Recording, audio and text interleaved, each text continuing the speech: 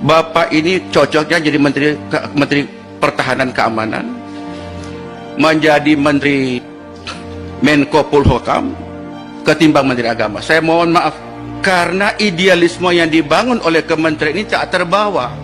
Saya mengistilahkan ideologi ditinggalkan, sejarah tak terbawa. Kok tega menyatakan bahwa para ustadz, para guru ngaji itu adalah bagian dari bibit-bibit radikalisme? Apakah itu betul atau tidak, soal nanti Pak Menteri mengklarifikasi. Tetapi publik sudah menyatakan itu. Sampai saya bertanya, Pak Menteri agama Islam atau bukan?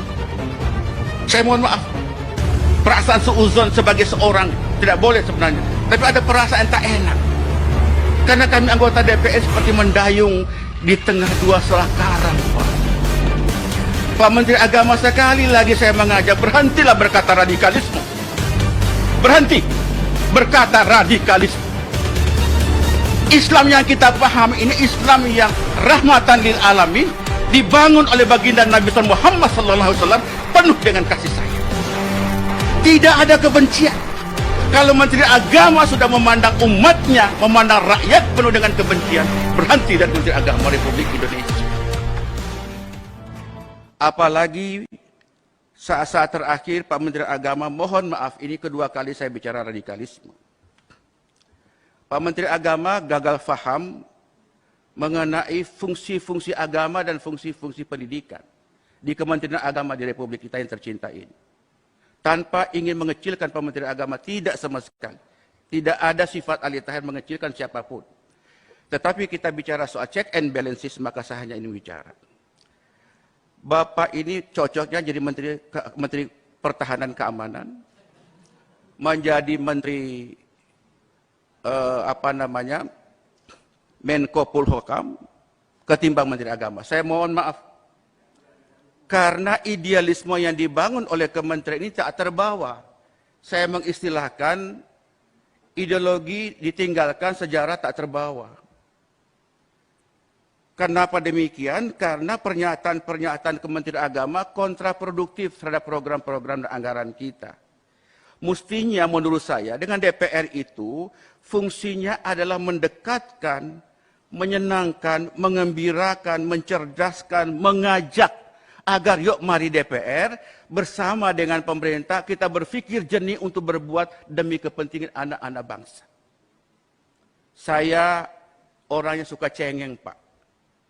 Karena saya orang yang paling jauh di Flores Timur, Nusa Tenggara Timur, daerah sangat-sangat miskin. Saya diasah batin saya untuk bagaimana supaya tetap cinta dengan rakyat. Tapi begitu Pak Menteri mengatakan bahwa para guru ngaji, kemudian para ustadz, itu dicurigai sebagai bentuk-bentuk awal dari radikalisme, perasaan terganggu sebagai seorang yang beragama. Perasaan yang terkoyak, perasaan yang terbunuh keimanan saya, perasaan terganggu seperti gelas yang pecah. Seolah-olah selama ini kita sholat, kita ngaji, kita berbuat sesuatu itu tidak ada arti apa-apa. Wallahi, tadi pagi saya sengaja dalam rapat ini saya membuka surat Al-Qiyamah. Saya menangis, Pak. Allah mengatakan, فَإِذَا قَرَأْنَهُ فَاتَّبِعْ قُرْآنَهُ. Jika kami telah membacakan Quran itu, maka ikutlah bacaannya. Saya membaca itu, air mata saya keluar, kemudian saya teringat Pak Menteri Agama.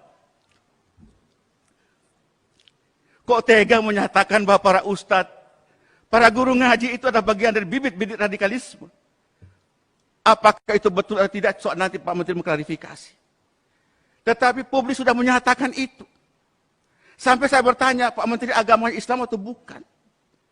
Saya mohon maaf, perasaan suuzon sebagai seorang tidak boleh sebenarnya, tapi ada perasaan tak enak. Karena kami anggota DPR seperti mendayung di tengah dua selah karang, Pak. Karang yang pertama adalah idealisme yang kami bangun. Kami rakyat kecil, Pak. Kami ini suara yang mendukung kami orang-orang kecil. Karang yang kedua adalah kekuasaan.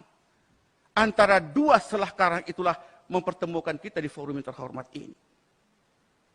Nah, dengan demikian maka menurut pandangan saya, Pak Menteri Agama, sekali lagi saya mengajak, berhentilah berkata radikalisme. Berhenti berkata radikalisme.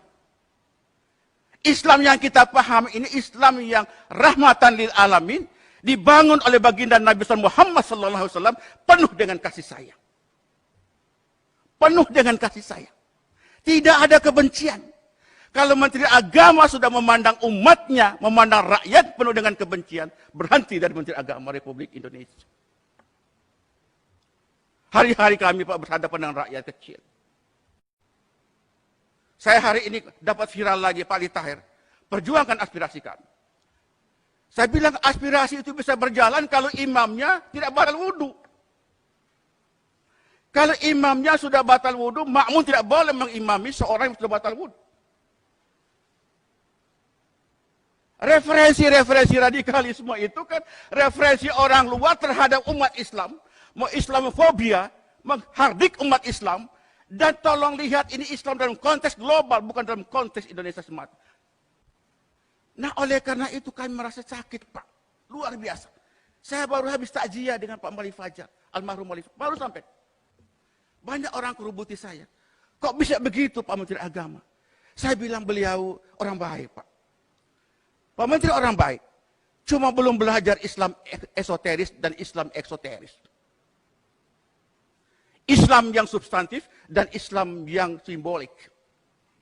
Orang itu menjadi radikal itu kan posisi kedua setelah terjadi intoleransi.